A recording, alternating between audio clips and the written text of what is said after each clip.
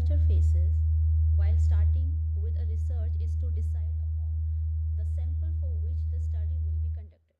The researcher has to identify a proper sampling techniques that will help them in drawing out a sample that would be a good representative sample of the population. Today, to discuss upon this issue, we have with us our expert Dr. Nisha Varghese, who will tell us to understand what are the different sampling techniques and how a researcher can decide upon which sampling technique to use. Let us start with asking Dr. Nisha what is meant by sampling and what is its importance in research और इसके क्या advantages हो सकते हैं. Could you tell? Yeah, thank you, Gulshan, for a very pertinent question.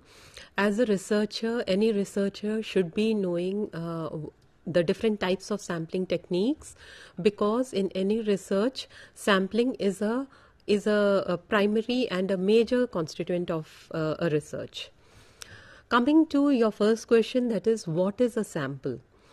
A sample is a limited number of units from a large group of units which is to be studied and analyzed, which has to be tested and analyzed on the assumption that it will be a true representative of the entire group. Now, before we take up the advantages of sampling, आपने पूछा था कि क्या उसके फायदे हैं, तो उससे पहले let us look at some of the concepts of sampling. One important concept of sampling is sampling unit. An element or a group of elements on which the observations are to be made is called a sampling unit. For example, for some researcher, it could be an individual. For others, it could be a household. For still others, it could be an institution or a production unit, and likewise. Another concept is that of a sampling frame. A sampling frame represents the total population from which the sample is to be drawn. As far as possible, a sampling frame should be up to date, it should be free from any omissions, and it should be free from any duplications. The same unit should not be duplicated, and it should be seen that no unit is missing from the sampling frame so that an ideal sample can be drawn. Another concept is that of sample, as we have already discussed. It is a limited group of units from a large group of units which are to be tested and analyzed. Now, another important concept is that of a sampling frame. Sampling fraction. Sampling fraction is nothing but the proportion of sample size to the population size. Another concept which we have often listened to and the data we use is that of census. It refers to complete enumeration of all the persons in the population. As India conducts its census every 10 years, 2011 mein aaya tha, then 2021. So likewise, when we do a complete enumeration, when the data is collected for all the units in the population, then it is called a census. Another concept that is generally used when discussing about sampling is parameter. The statistical constants that are calculated for the entire population. For example, if mean is calculated for a population, or if the standard deviation is calculated for the population, or if correlation coefficient is calculated for the population, it is called a parameter. Another important concept is that of a statistic.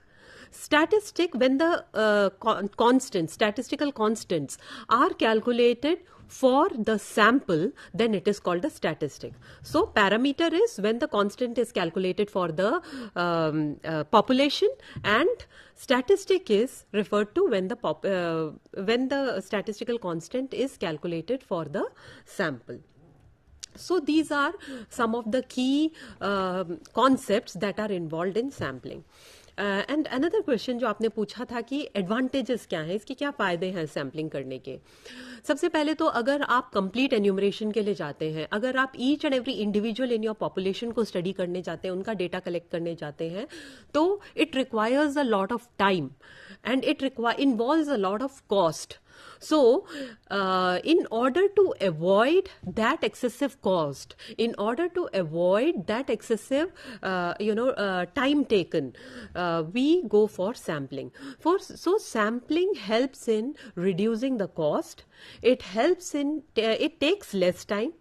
The data are acquired quickly, and the fewer mistakes are made, and a more detailed study can be done. Why? Because if we go for a complete enumeration, it takes a lot of time, and you cannot conduct a detailed study. But when a sample is drawn out of the entire population, a detailed study can be done. So these are the advantages of sampling.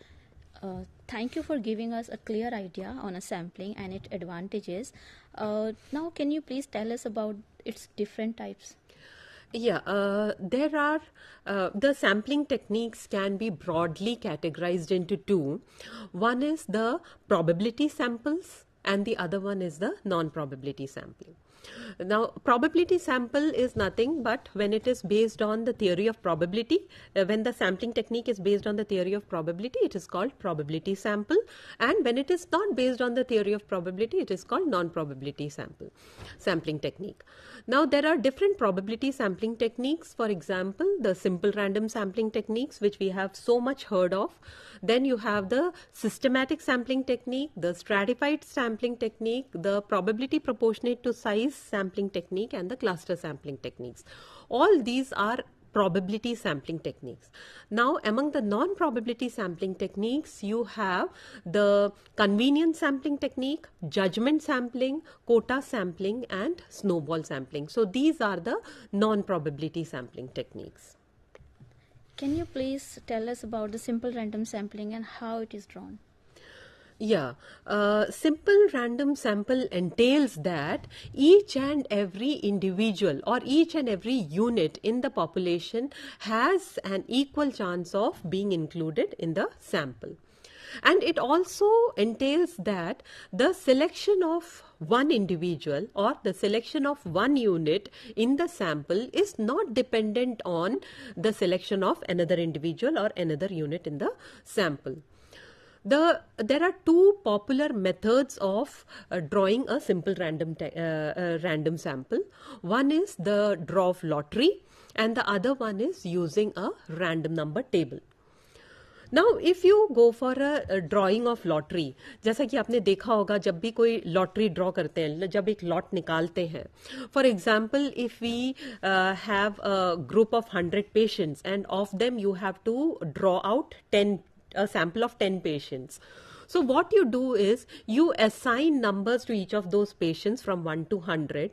You write down those numbers on the cards, and then these cards are placed in a box. You can shuffle that box, and then you can draw out one card. So whichever number that appears on that card, that will be the first sample. Likewise, you keep on shuffling and keep on drawing till you draw 10 numbers out of that group, and that will be your 10 samples drawn out of 100 using the lottery method. Now, another method is using the random number table. Now, for example, you have to draw a sample of, say, for example, 25 students out of 600 students. So, you can do that by using a random number table. Random number tables these days are generated on the computer as well. Otherwise, you can get a random number table. So, the first step would be you number, just as you did in the lottery method, you number each and every individual of the population from 001 to 600. After numbering them, you decide a random starting point from the random number table. I will show you with an example here. For example, here we see that we have this random number table here, and suppose I am planning to start the random number, I am planning to start my point from the first row of the second column. So the first row of the second column, the random number here shown is 2525. So because I have only 600 units, the maximum size is 600, I only consider the first 3 digits. So the first 3 digit in the first row of the second column is 252. So the 252nd number allotted to whichever student, that student is taken in the sample. The next number is 219. So whichever student has been allotted 219 number, that student will be selected. The next number is 633. Because 633 is larger than 600, which is our population size, we do not consider this number and we go to the next number. The next number here is 001.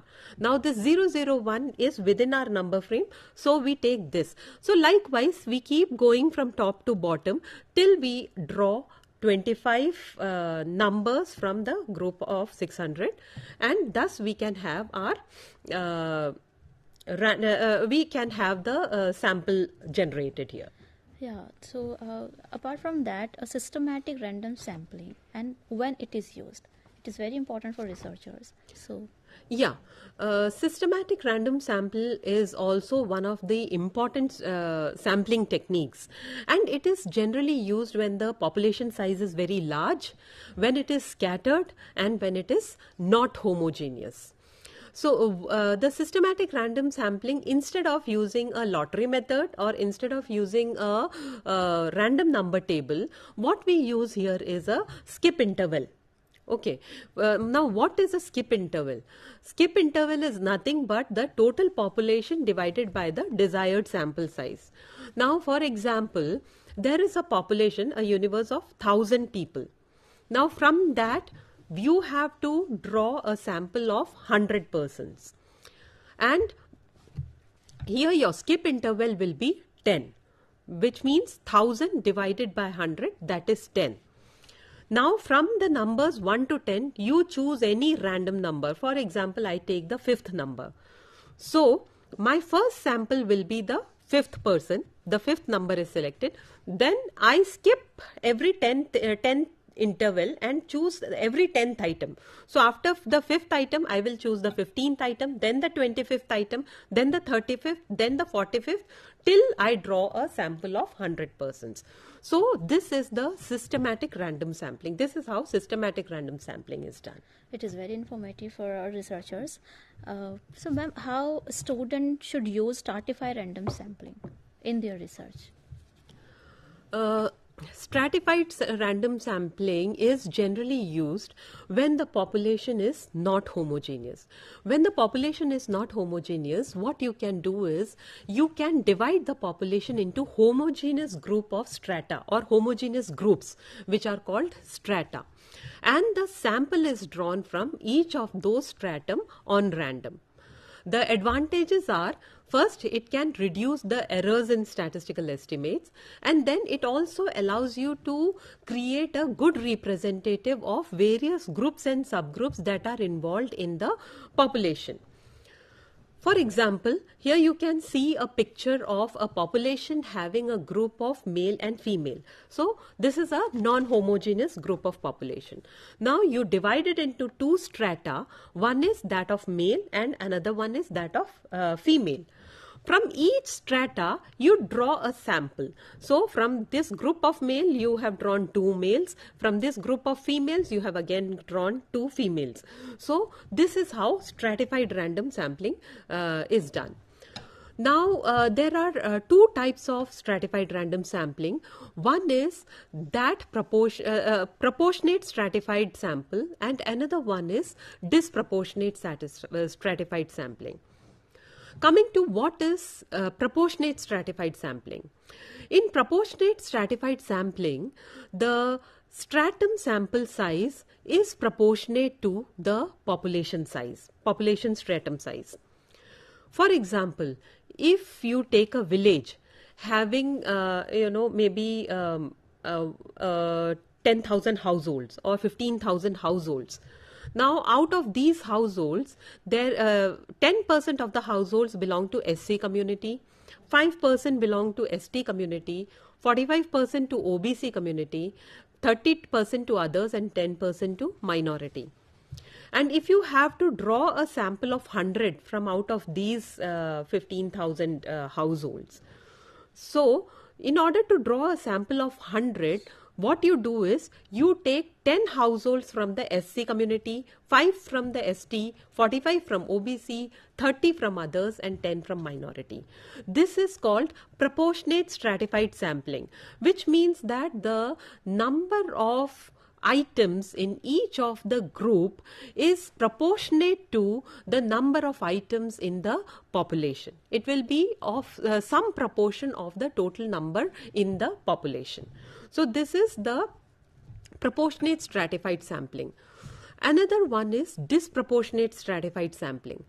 This is generally done when you have interest in studying any particular group that is of importance to you. In that case, you do not take proportionate the sample according to the proportion of its size in the population, but you draw the sample according to your requirement. For example, a group of doctors, they want to study younger patients suffering from heart disease. Even if these patients represent only 1% of the population, you may decide to take 10% of them. So this is disproportionate stratified sampling. Population size को decide कैसे कर सकते हैं या large population में से data कैसे लिया जा सकता है? Could you please tell us about probability proportionate to size sampling and cluster sampling? Yeah, in probability proportionate to size, just like we had seen how we do in proportionate stratified sampling, you draw probability proportionate to size. It helps you to draw the samples from those groups which are higher in population, which are larger in number in the population.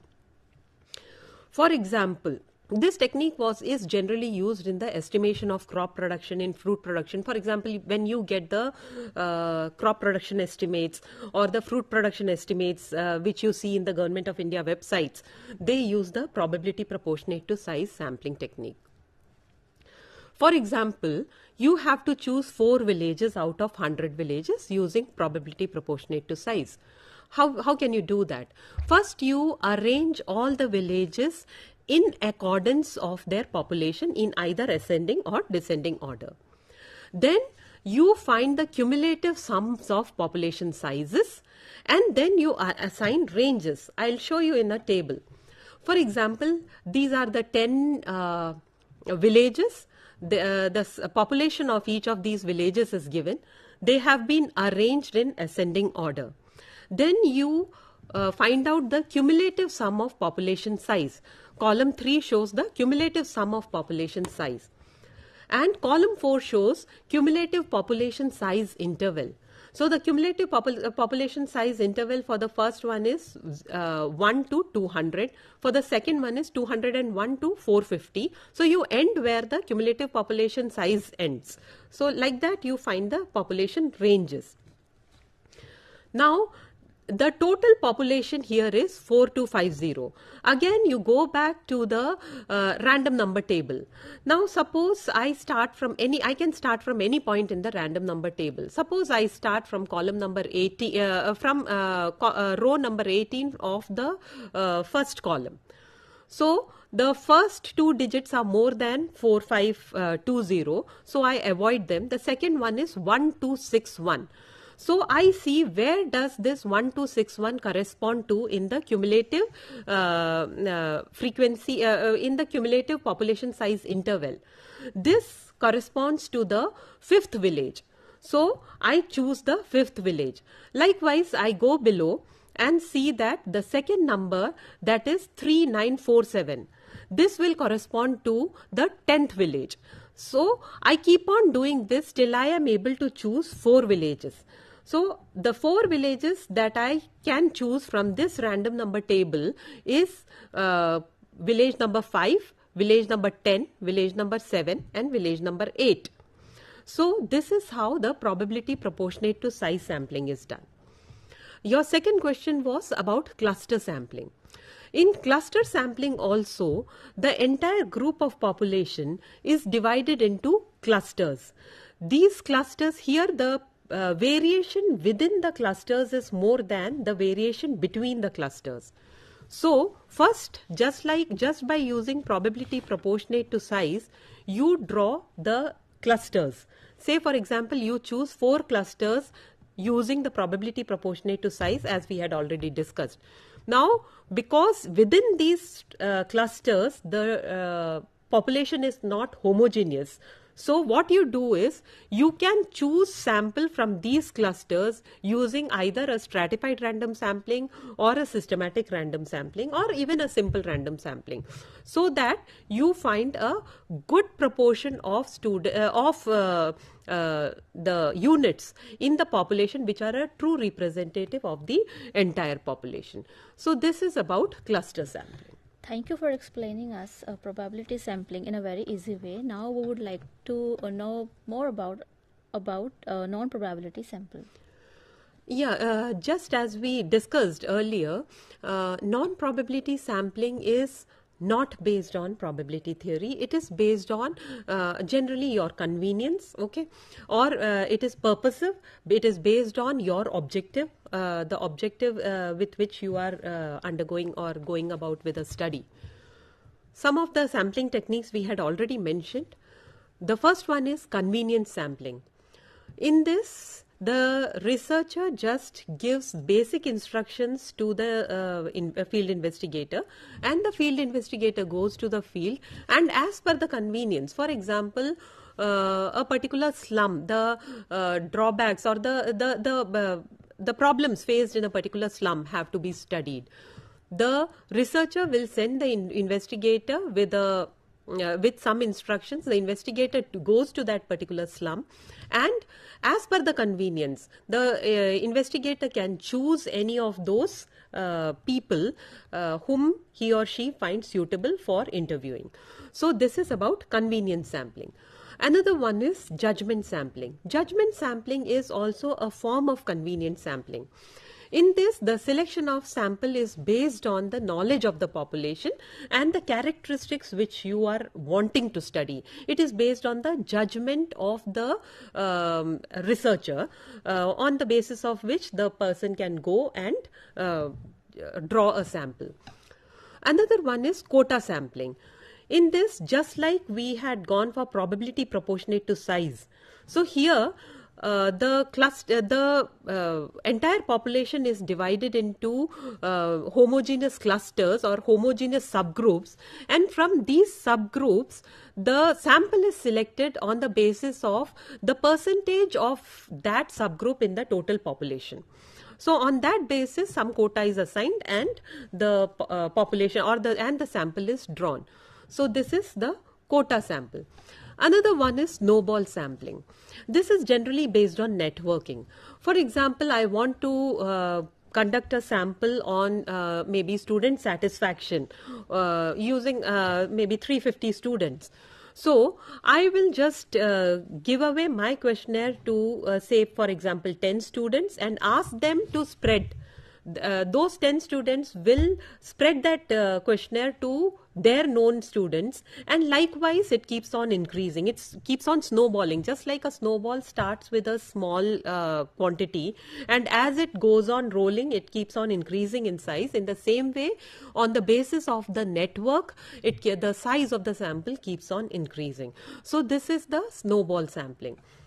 So these are the different types of non-probability sampling techniques. Thank you, ma'am. Can you also tell us about the error in sampling which researchers have to face in their research?